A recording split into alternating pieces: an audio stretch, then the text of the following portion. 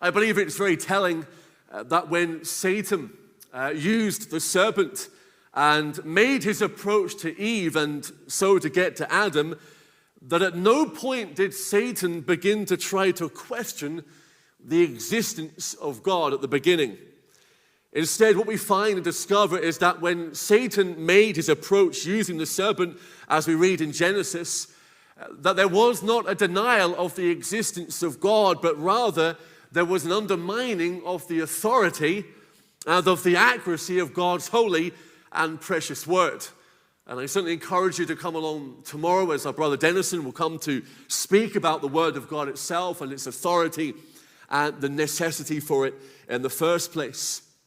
You see, Satan knew that to deny the existence of God to Adam and Eve in the state of their perfection, in that condition of paradise when sin had not entered the world or into their lives at that particular point, to deny the existence of God and say to Adam and to Eve that God does not exist would be a most foolish thing to do. Well, why? Because all around Adam and Eve was the beauty and the majesty of an unmarred and an unaffected creation. And to deny the existence of God would be a most foolish and a most unwise thing.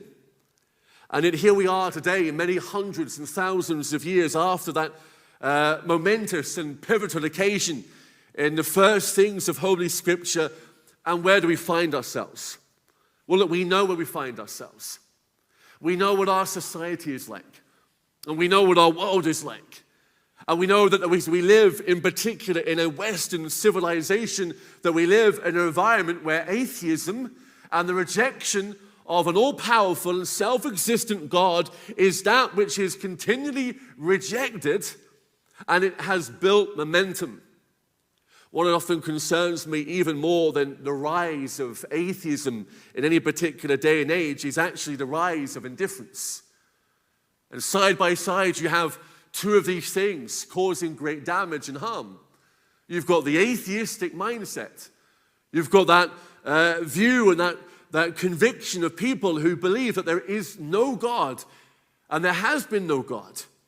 And yet side by side you've got the prevalence of a thinking in the hearts and minds, especially in the lives of young people, where they have no thought either way to any of these things. They simply have not given any thought to the existence of God, whether God exists or in their view, God does not exist. And so all the great need there is this evening to address what is a foundational question in many respects.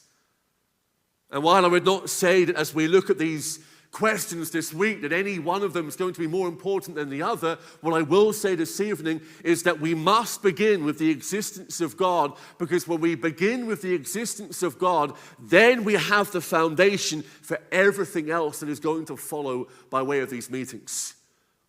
And so we have to get this right. And we need all the help of God to get this right as we look at the Holy Scriptures. Now, what I want to also say before I go any further is that it is important for us to remember that being convinced of the existence of God is not the same thing as being converted to faith in Jesus Christ. And I cannot emphasize that enough this evening. We may leave a meeting like this, and of course I speak to many, if not all of you, that do believe in the existence of God, and if this encourages you and it strengthens you in your faith, and that certainly has been something of my prayer for the message and for the meetings, that God has answered prayer. But hypothetically, in a sense, if we come into a meeting like this, not quite sure of the existence of God, question marks over what we believe or don't believe, and we leave the meeting maybe more convinced about the existence of God, that doesn't make us a child of God. It doesn't make us a Christian. There is an even more greater and thorough and necessary work that must take place, namely conversion to faith in Jesus Christ and being born of the Spirit of God. And I want to make that abundantly clear so I'm not misunderstood this evening as I go through this particular message. However, starting with the existence of God is fundamental, absolutely crucial. And maybe your testimony is something like my testimony. I know at the age when the Lord was pleased to save me, this was one of the many things that the Lord used to convince me and show me that I do stand before a mighty God. It was something I gave very little thought to, if no thought to. And as loved ones and those that were faithful to my soul began to pray for me and began to show me things by which there was a convincing of God's existence before my life, that was the means and something of the door by which God was pleased to save me. And you know what? That testimony is the testimony of countless individuals. And what a glorious thing it would be, whether it's this week, whether in the weeks to come, whether it's our fellowship, or whether it's other Christian fellowships outside of ours who preach the gospel. Oh, there would be a revival and a surge in our days where even the people of God are so convinced and assured of God who reigns on high, that there is a new thrust and passion in their souls for the lives of men and women. Because what I say this evening is maybe very similar to what I was saying to the men yesterday at the men's conference, that when we grasp things like this, really we are quite different. Our God reigns on high, and he is the mighty God. So where do we begin with this sort of behemoth of a subject? Well, what I want us to do is this. I want us to first of all consider how the existence of God is demanded. How the existence of God is demanded. Now, I read from Job chapter 38 for a reason, and I think a good reason at that. Job was not an atheist. We all know that this evening. I think we all know that as we look at this book and we know something of this man in the scriptures. And far from being an atheist, he was one of the prominent and earliest of the saints of God. He was a man who lived near to God, and he was a man who feared God. And he was sort of almost in a sense head and shoulders above everyone else in his community. But we know that as we read the life of Job and this portion of scripture, that we find a man that was very soon beset with troubles of a nature that would overwhelm the best of us this evening. Now we know this story well, so you don't need me to run through it in great detail, because Job's initial response was a good response. The Lord hath given, the Lord hath taken away, and so forth. What a wonderful testimony. But along came individuals that were seeking to be his friends, and they came with their words, they came with their counsel, they came with their advice. But when you reach the end of Job's book and you read how God evaluates these individuals, it is God who says that these men have not spoken the things that were right. They may well have stated truth on occasions, but it was not truth for the occasion. And it was not the truth for that moment. And so Job found himself in dark and lonely and very difficult places where he began to question why these things were taking place. And very soon Job began to regret the day of his own birth. And so Job found himself in a very difficult place. What was it that brought Job out of that place? It was the existence of God. Do you realize that? What was it that recovered Job from such a lonely and a very trying set of circumstances? It's right before your eyes in chapter 38, when the Lord answers out of his majestic whirlwind. He's not speaking as dust of the earth. He speaks from heaven itself. And as he thunders from heaven down to the life of Job, what is it we read in verse 4? Job, where were you? Job, where were you when I laid the foundations of this earth? Well, the answer is quite an easy answer, isn't it? Job was not there. Job and no one else was there. And Job was not able to answer that question because he had no knowledge of that occasion, because he was not there. But God was. Now, I know that when I make a statement of that nature, that those that will reject the existence of God, who claim to be atheistic or something of a similar persuasion, well, they would object to that particular stage and say, well, you just can't say that God was there. Well, we can, because this is what the scripture is saying. And what I want to argue this evening on the back of that is that the very presence of the universe in which we live and the world in which we live, it demands the existence of God. And for very good reasons. What I mean by this, to make sure I'm not misunderstood, is that when we consider the universe, we go back to one of the most basic and one of the most pivotal of questions that is asked from the youngest of ages. Where did it all come from? Where did all of these things come from in the first place? And you know, sometimes the most simple question and the most basic question is the right one. And that's the right one. That's how we begin to tackle this great and large subject this evening about the existence of God. And so when we ask the question, well, where did all of these things come from? We start to understand what is around us.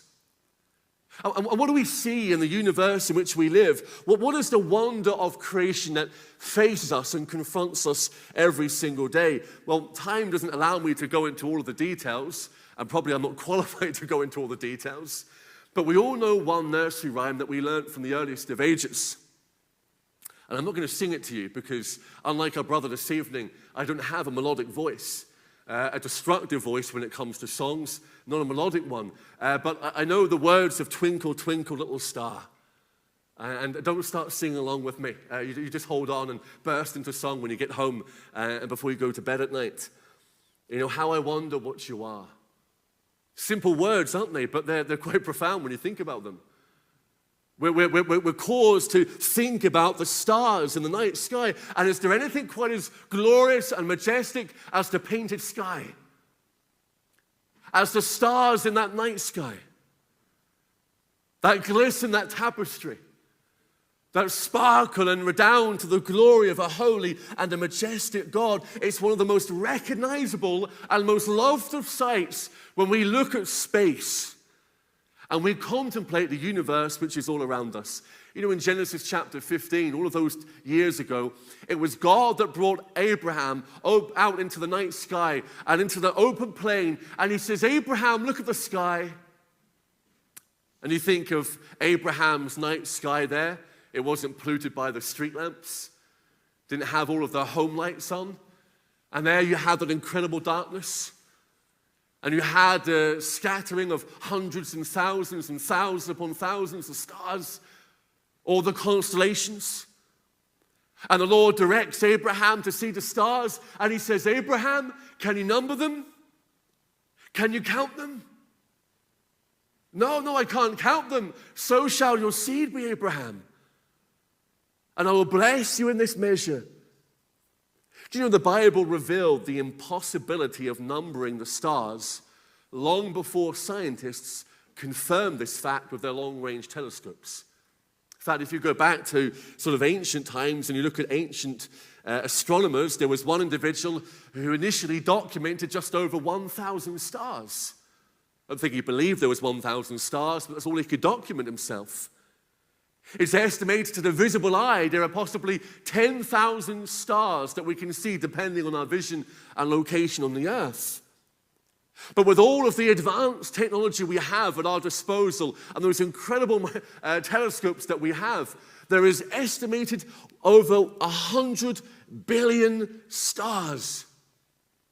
And where there are a possible, and with the possibility of galaxies outnumbering stars in our own galaxy, we enter into a figure of number of stars that is just mind-boggling. And you have to ask the question, where did these come from?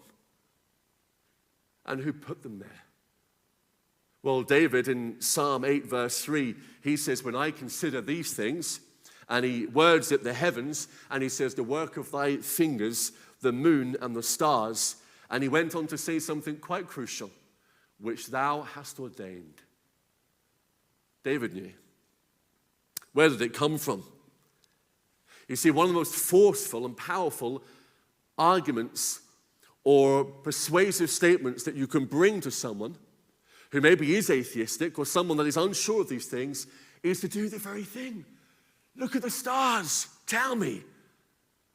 Give me the origin of these things. How did this begin in the first place? Now, what you'll find when you engage in a conversation like this, if you speak to someone that is highly intelligent, someone that maybe has read many books, someone that is a very convinced atheist, someone that maybe feels they've got all of the arguments of science on their side, what they're going to do is they're going to try to really baffle you and confuse you with a lot of technical statements, a lot of difficult statements, complex theorems, and so on. And you can do something in response. Every single one of us, we can do this one thing. You can reduce the question down to 3 possible explanations. And there aren't any more, unless you go into sort of the crazy realm of things don't actually exist, it's just your imagination. Well, I think we're all accepting the fact that's just not a plausible argument this evening. So for the origin of our universe, where everything came from, it boils down to 3 things. One of 3 answers. First of all, either everything, when we think of the universe, is self-created. So we understand what that means. It made itself. The second other option is this. It is self-existent, and that just means it has always been. It has forever been. It's eternal. It has no beginning, and maybe it has no end. Option 1, it's a self-created universe. Option 2, it's just always been. Option number 3, it's created. Now, you search your minds and you search your thinking. Are there any other options? Is there anything else we can throw into the mix? There really isn't. So can we eliminate things? You can. You can eliminate one. And you know, even the secular scientist today has to confess they have to eliminate one. The ideas which may be gained a lot of momentum in years which have gone by are no longer accepted because it's been demonstrated and proven and shown without a shadow of a doubt that something cannot come from nothing. We've all heard of that theory of spontaneous generation, which of course had great popularity many years ago. In fact, it was something that was gradually developed over periods of centuries and many years. But it was soon put to bed and refuted, particularly by the well-known scientist Louis Pasteur and others, who demonstrated quite clearly from observable science that you cannot get something from nothing.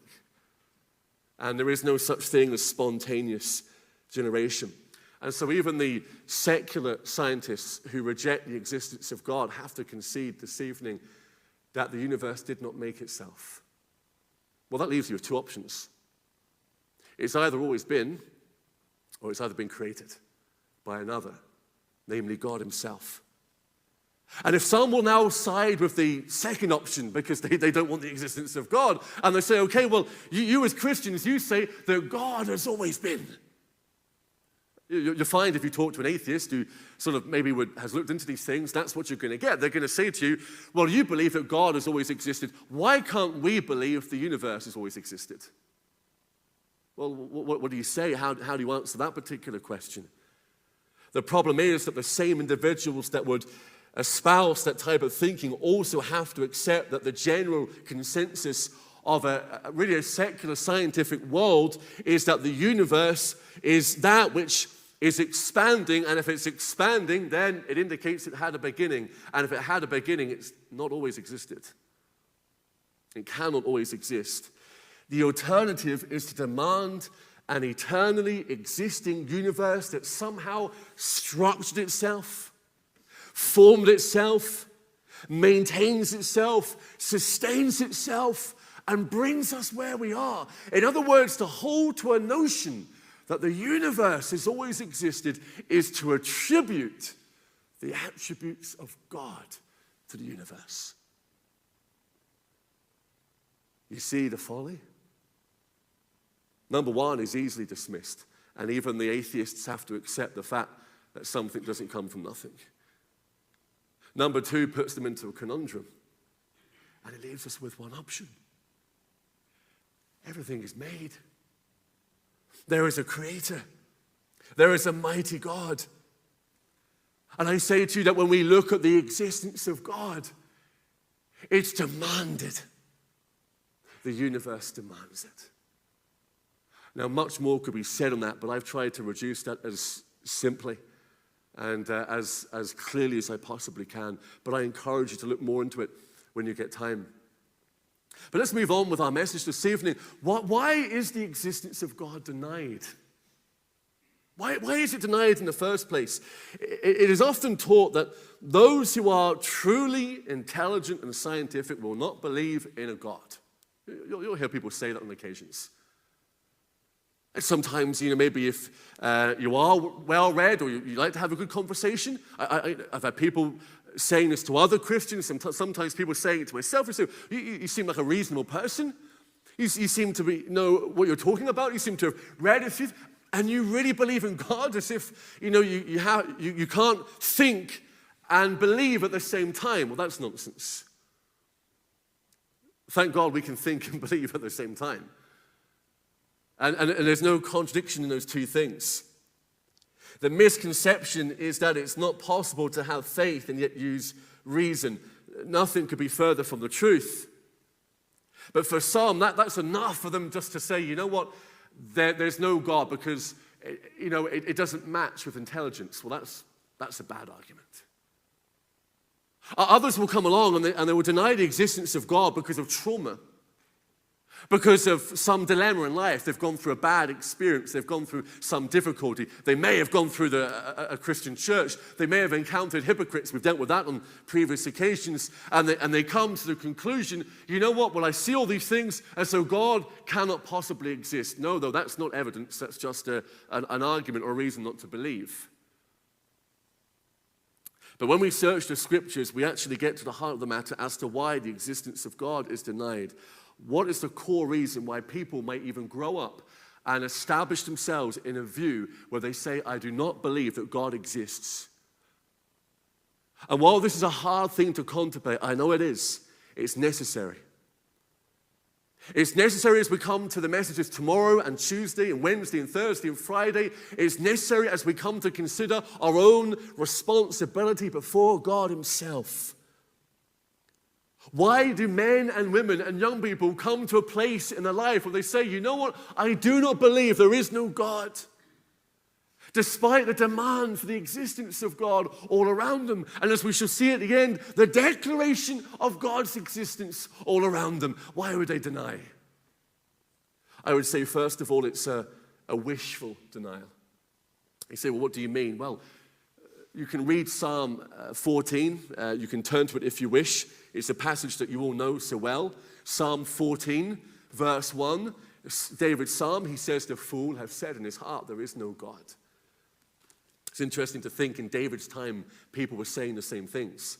As in our time, it's not anything new under the sun. I've always been interested by this verse because it's very telling. It's very insightful. The fool has said in his heart. Now, what does that mean when someone says something in their heart? The consensus there, as many commentators will treat that passage, is along these lines, that this is not a conviction of mind. It can't be. It can't be for reasons we've dealt with and reasons we shall deal with. But rather, it's a wishful want. It's a desire of the heart. It was Matthew Henry who said, this is not a person's judgment, but this is their imagination. They do not want God to exist. They do not like God to exist. And so they don't say in their minds, and they're not persuaded with their thoughts, but in their hearts they cry out, oh, there is no God. I don't want Him. Why? Have you ever asked the question, why? Why would a person, why would you, why would any of us this evening not want God to exist? Why? There's one word, isn't there? Accountability. And that strikes a terror in my heart. Accountability. Because if we attribute all of the attributes of God to the universe and say that there is no God, we're not accountable to the laws of gravity and physics. We're not held to account by the stars and the moon and the sun. But it's God who holds us account. You read the words of Paul in Romans chapter 1 and verse 18. I don't have time to go through them all, but he deals with those who are without excuse as to God's existence, his power, and his glory. And he goes on to say that when they knew God, they glorified him not as God, neither were thankful, but they became vain and empty in their imaginations, and their foolish heart was darkened. You see, my friend, this evening, there is nothing quite as terrifying and troubling to realize that God knows me. All my thoughts, all my actions, all my sins, and there is nothing as terrifying and striking to the soul of men and women to realize, as the Bible makes abundantly clear, we shall all stand before the judgment seat of Christ. Accountability. That's why the fool says, no God. Because they don't want God. It's also a wicked denial, not just wishful. Psalm 14 draws the relationship. If you again read it in verse 1, the fool have said in his heart, there is no God. They are corrupt. They have done abominable works. There is none that doeth good. Now I can hear the objections. I know what everyone's going to say. You're going to get people saying, and maybe they're riled up by this, and they're maybe atheists by persuasion.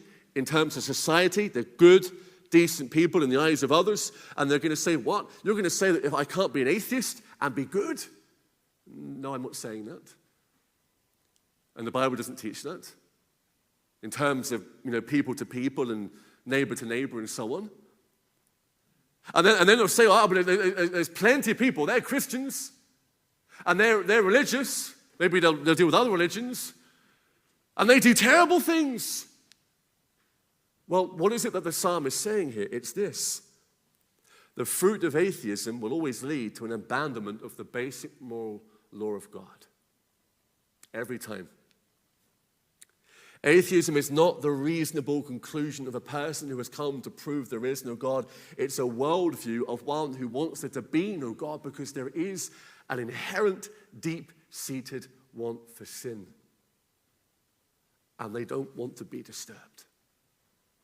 Because men, as Jesus makes clear, love darkness rather than light.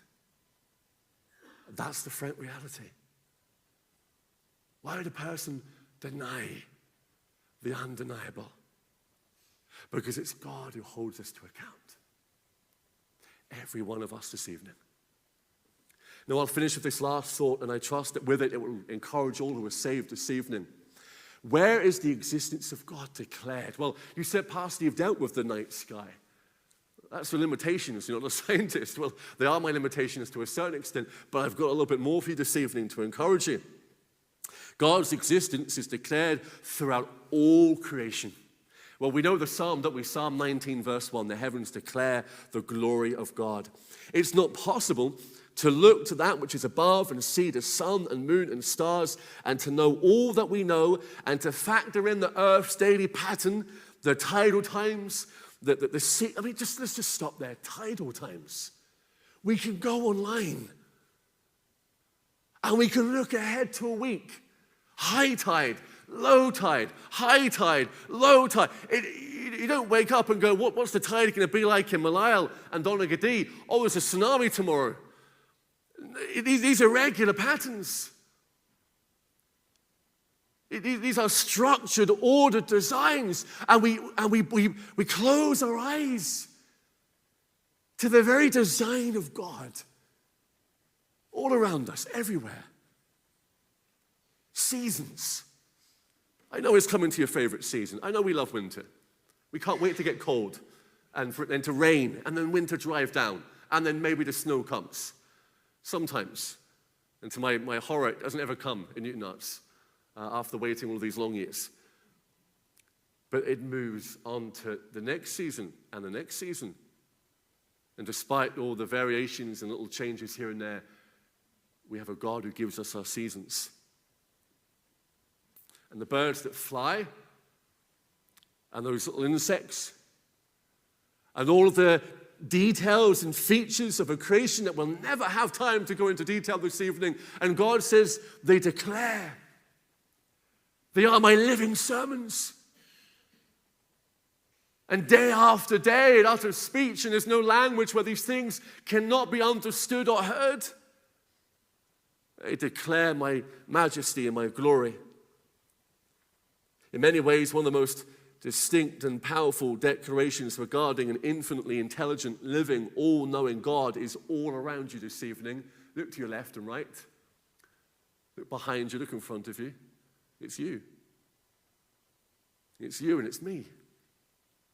We make intelligent choices sometimes. I should probably add on occasions. We make intelligent choices. We have faculties to think and consider and reflect. When someone's hurting, we cry. And when there is bereavement, we enter into their sorrow. We know how to love. We know what it is to rejoice with someone who is filled of jubilation and gladness and happiness. And whether people like to accept it or not, there is an instinct in us to worship. And when men and women have their backs against their wall, they pray. They pray. They will cry to God. As they consider the human frame, one of the things that has always been used to demonstrate the declaration of the glory of God is the human eye. The human eye. It's so wonderful. Proverbs 20, verse 12, the hearing ear and the seeing eye, the Lord hath made even both of them. It's often been said that Charles Darwin, even though still sort of stoutly holding on to his evolutionary theories and thinking, even when it came to the human eye, he had to concede that the eye, with all of its complexities, he said a lot more, by the way, but I'm saving you some jargon this evening, with all of its complexities, to have been formed by natural selection seems absurd in the highest degree. Well, he's right, because it wasn't formed by natural selection. Recently, I saw some footage of a news report. And I forget the year, I think it was 2000 or something along those lines. And it was a newsreader, and he was out sort of in the streets, you know, when something happens in society, and they're going around to people. And he's got one of the older forms of the mobile phones. You know, the first mobile phones that we had where you could only text or play a few little strange games on them, and they had huge aerials. And he had the sort of indestructible Nokia on those occasions. And he was talking about the rise of the mobile phone and about how it had caught on and the sales and how it was sort of, causing, chaos across the world. As he closed the news report and was giving a detail about the wonderful mobile phone, he then threw something at the end, and he says, and coming very soon to mobile phones is the ability to take a photo and send it at a cost. But then he said, I don't think that's going to catch on. Well, obviously it caught on to a great extent. And most of us have those not-so-smart phones where we can capture an image in a moment and send it on to another. But you have a living camera in your very life, your eye, and you've got two of them. You've got two of them, and you don't have to pay £30 a month for them. Unless you've got to do something with your eyes and your glasses. But you know what I mean. The human eye, it has a black interior to prevent light from scattering the iris. It has an automatic focusing lens. It has an adjustable diaphragm to control the light. It has a sophistical light-sensitive layer that adjusts to the wide range of brightness. And unlike any man-made camera, our retina can automatically change its sensitivity to brightness over a range of 10 billion to 1. There is nothing like it. It can repair itself. It can cleanse itself. It can wash itself. It converts images into electric signals that immediately is sent to the brain, where in less than a blink of an eye, the brain will make all of the necessary adjustments to understand the image. I don't know, and that's just the eye, how anyone can contemplate that and say it made itself. It declares the glory of God. And as I close this evening, God's existence is declared at the cross. It's declared at the cross, dear friends. Remember Paul's great sermon as he stood on Mars Hill, or in the Greek, it's the Areopagus, And as he stands at Mars Hill, he's debating with the great philosophical minds of his day and age. The unknown God, I'm going to declare him unto you. And so he does. And as he gets to the end of that great passage, he speaks about that man whom God hath ordained. And what I want to say this evening is that the more a person considers the whole event surrounding the crucifixion of Jesus Christ, the more we understand the existence of God. Every event that led up to it, every prophecy which is fulfilled, the unjust trial, the scorning, the ridiculing, the thieves either side, the cries from the cross, the responses, the miracles and the grounds which took place, and then his own cry and his own death and his own burial and his own resurrection, the impact of a crucified, risen Christ on the world, and ever since declares the design of a mighty God, because it can never be conjured up by the mind of limited men. God has done all this. Salvation is of the Lord. This evening, to deny the existence of God is not so much something that can be proven, but rather it's something that is wished and wanted for. It demonstrates not wisdom, but foolishness. Foolishness. We are in the presence of God. You sit and stand before God. The seeing eye and the hearing ear. He's made them. And we trust this week as we go to consider, has he spoken? What are we? Why is there suffering in this world? How can I be forgiven? Where do I spend eternity? They are the questions that matter.